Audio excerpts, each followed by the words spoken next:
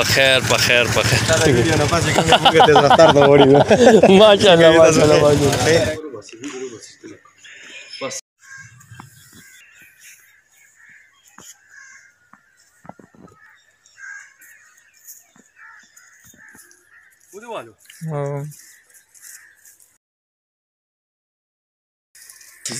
السلام علیکم کتونکو چغرمټه کلی ته یو وارې بیا راغلم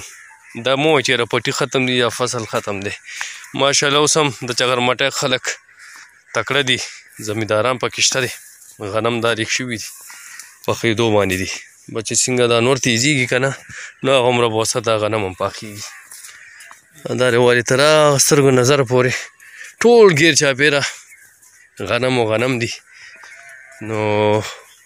زبیر خان هم را سره دی ټرافیک پولیس